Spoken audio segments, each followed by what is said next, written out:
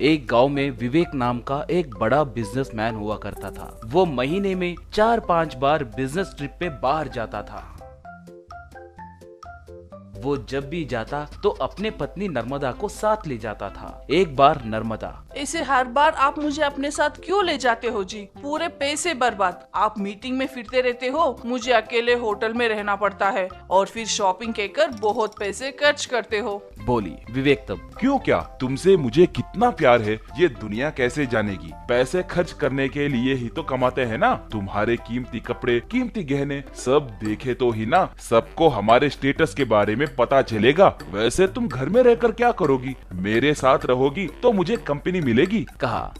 उसी गांव में रूपेश नाम का एक गरीब व्यापारी हुआ करता था। वो अपनी पत्नी रुक्मिणी के साथ मिलके रोड के बगल में सेफ्टी पिंस, बिंदिया, रिबन्स जैसे सामान बेचता था। एक बार रुक्मिणी रूपेश से, इतना छोटा व्यापार आप अकेले नहीं संभाल पाओगे क्या? आपके साथ मैं क्यों जी? पूछी। रूपेश तब, तुम घर में खाली बैठकर क्या करोगी? सारा दिन मेरे सामने बैठकर हंसते हुए दिखोगी तो मैं इस कड़ी धूप में के मेहनत को भूल जाऊंगा। इसीलिए तुम्हें मेरे बगल में बैठने के लिए बोलता हूँ। कहा। रुक्मिणी तब, आप मुझसे इतना प्यार करते हैं? कहकर बहुत खुशी। एक बार नर्मदा विवेक से, ओ जी, मैं बहुत दिनों से मेरे दादाजी का गांव देखने के लिए सोच रही हूँ, मगर समय नहीं मिल रहा है। अगले रविवार के दिन हमारे स्कूल के दोस्त मेरे बचपन के स्कूल में मिल रहे हैं। मैं जाने के लिए सोच रही हूँ। बोली विवेक तब। ओ जरूर जाना। परसों तुम्हारे बर्थडे के दिन खरीदा डायमंड नेकलेस पहन के जाओ। ये लो, ये 10 लाख रुपए खर्च के लिए रखो। कहा। रविवार का दिन आया। उसके पहले दिन ही विवेक बिजनेस मीटिंग के लिए सिंगापुर गया। नर्मदा अपने गांव को कार चलाते हुए जा रही थी। तभी विवेक का कॉल आया। हेलो जी, मैं ड्राइविंग कर रही हूँ, पहुँचते ही कॉल करूँगी कहकर बोली थी ना। आप ऐसे हर 20 मिनट में एक बार कॉल करके मुझे तंग मत कीजिए। कहकर फोन बात करते हुए बिना देखे रोड क्रॉस करती हुई रुक्मिणी को टक्कर मार देती है। नर्मदा की कार कंट्रोल खोकर पेड़ से जाकर टकराती है। नर्मदा और रुक्मिणी को हॉस्पिटल में भर्ती करते हैं। दोनों को व्हील चेयर में ही रहने की स्थिति आ पड़ती है। विवेक नर्मदा के लिए लेटेस्ट मॉडल रोबोटिक चेयर खरीदता है। 24 घंटे नर्मदा का ख्याल रखने के लिए 10 नौकरों को काम पे रखता है, मगर वो नर्मदा से ज्यादा वक्त बिता नहीं पा रहा था। एक बार नर्मदा विवेक से, ओ जी, आजकल आप मेरी देखभाल नहीं कर रहे हैं। बोली विवेक तब। क्या मैं ख्याल नहीं रख रहा हूँ? एक बार अपने चारों ओर देखो। तुम्हारे लिए व्हील चेयर, तुम्हारे साथ 2 डॉक्टर्स और 4 नर्स हैं। और क्या चाहिए? मैं ख्याल नहीं रखता तो ये सब करता था क्या? तुम औरतों से यही समस्या है, चाहे कुछ भी करे तुम कोई ना कोई कमी ढूंढ ही लेते हो। कहा। नर्मदा तब। मुझे इन सब की जरूरत नहीं है जी, आप मेरे साथ प्यार से बात किए तो बस है। बोली विवेक तब। वाह, मैं तंग हो गया हूँ, चलो तुम्हें गार्डन में घुमाऊंगा। कहकर व्हील चेयर को रिमोट से ऑपरेट करते हुए 10 मिनट नर्मदा को गार्डन में घुमाकर,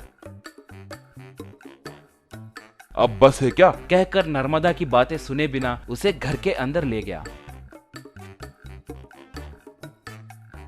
दूसरी ओर रूपेश रुक्मिणी को व्हील चेयर में देखकर बहुत दुखी हुआ। व्हील चेयर को अपने साइकिल से बांधकर अपने साथ ले जाते हुए पूरा गांव घुमाते हुए अपना व्यापार करने लगा। रुक्मिणी तब। इतना परेशान होने की क्या जरूरत है जी? मुझे घर में छोड़कर आप कारोबार कर सकते हैं ना? बोली रूपेश तब। मैं तुम्हें घर में अकेला छोड़कर चला गया तो तुम अकेली कैसे रहोगी कहकर मैं दिन भर तुम्हारे बारे में ही सोचता रहूंगा। तुम्हें अपने आंखों के सामने ही रखकर कुछ भी करके ठीक करूंगा। कहा। थोड़े दिन बीते। रुक्मिणी धीरे धीरे ठीक होने लगी और चलने लगी, मगर नर्मदा की हालत दिन ब दिन बिगड़ती जा रही थी। विवेक को नर्मदा ठीक क्यों नहीं हो रही है कुछ समझ नहीं आ रहा था। एक बार विवेक नर्मदा को हॉस्पिटल से बाहर ला रहा था तो उन्हें रूपेश और रुक्मिणी दिखे।